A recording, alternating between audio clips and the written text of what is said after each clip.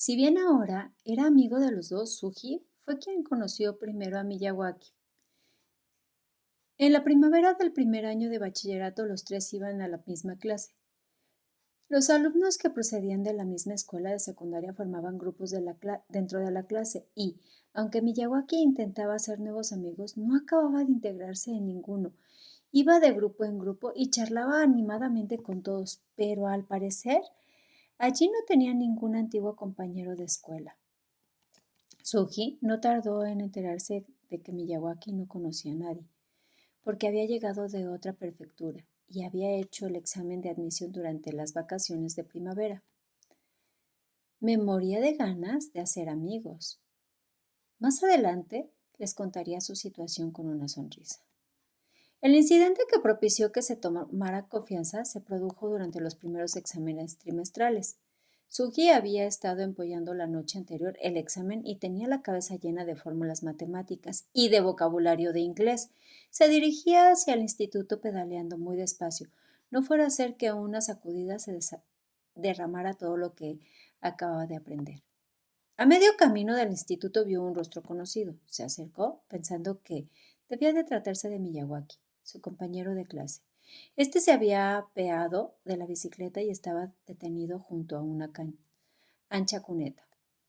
Aunque se trataba de una cuneta, su anchura era casi de un arroyo y, por el cauce reforzado con hormigón, corría el agua de riego como una acequia, hasta el borde de la altura de la zanja. Vendría a ser la de un niño. Miyawaki permanecía con los ojos clavados abajo en la cuneta. Suji sintió curiosidad por saber qué estaba haciendo Miyawaki, pero aquel no era momento para entretenerse. Como sus miradas se encontraron, pensó en saludarlo con una inclinación de la cabeza y pasar de largo sin más. Pero recapacitó pensando que eso luego podría provocar tirantes entre los dos y detuvo la bicicleta un poco más adelante. ¿Qué estás haciendo? Al oír que le dirigían la palabra, Miyawaki, sorprendido, se volvió hacia Suji. Debió de pensar que había pasado de largo.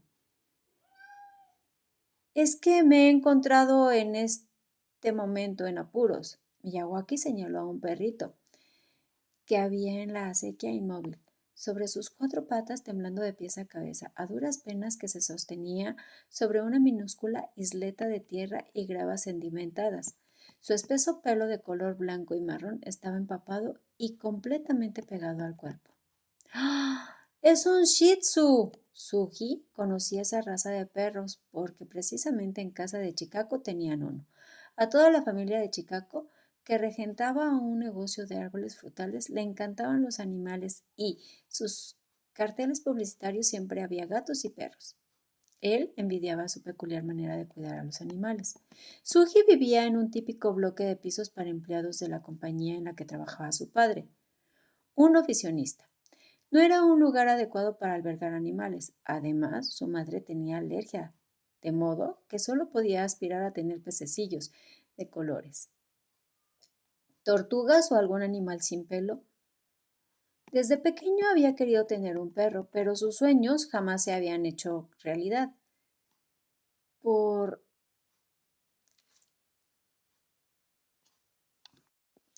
por allí no se veía ninguna escalera o camino por los cuales se pudiera bajar al interior del canal.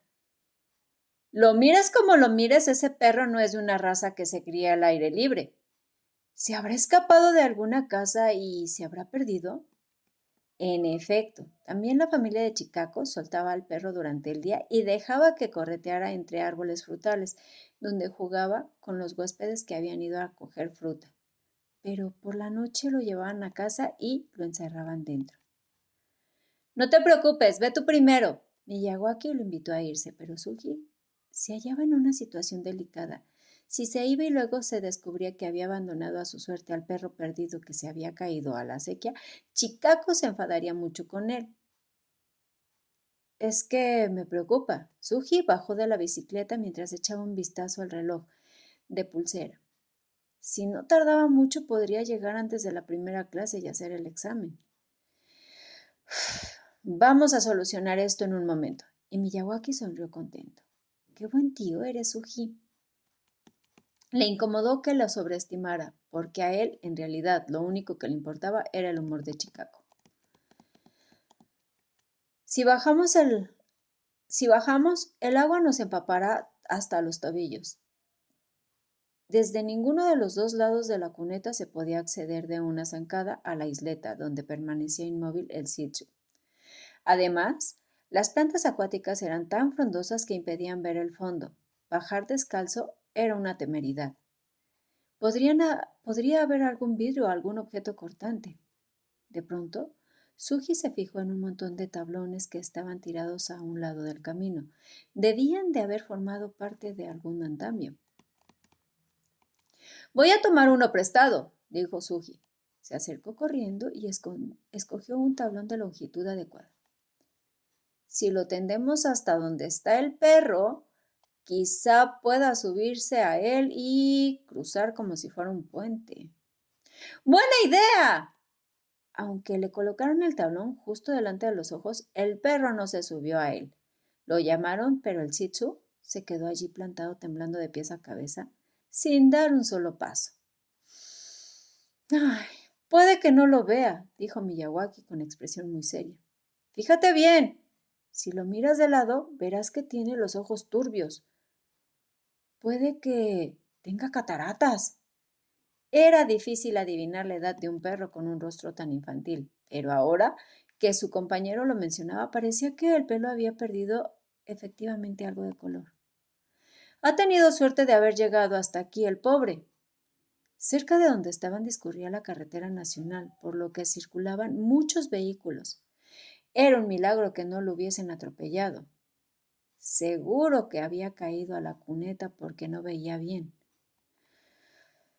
Voy a bajar. Si paso por el madero no me mojaré. Miyawaki apoyó un pie sobre el tablón que había detenido en diagonal. ¡Ey! ¡Cuidado! El tablón estaba completamente podrido. El peso de un perro aún podía aguantarlo, pero ¿sostendría un chico de su edad?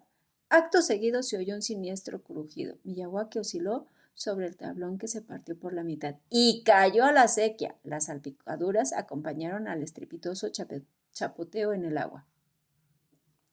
El Shih Tzu empezó a gañir y sin más echó a correr a la desesperada por el interior de la cuneta. ¡Ey, espera! Miyawaki, que se había caído de culo en el agua, se incorporó de un salto y lo persiguió. El Shih Tzu, más aterrado, si cabe por el estrepitoso ruido del agua que removía Miyawaki al andar, no hizo ademán de detenerse. Corría por la acequia a una velocidad insospechada en un perro viejo medio ciego. Ahora, bajo a cortarle el paso, tú por un lado y yo por el otro. No lo dejes escapar. Sugi corrió por el camino y, en cuanto adelantó al Shih Tzu, a la fuga se precipitó en un salto en la acequia. El fuerte estruendo del agua sobresaltó al Shih Tzu, que pegó un salto y se detuvo. Luego se dio vuelta y se dirigió al buen Tuntún, en dirección contraria hacia el lugar de donde había venido.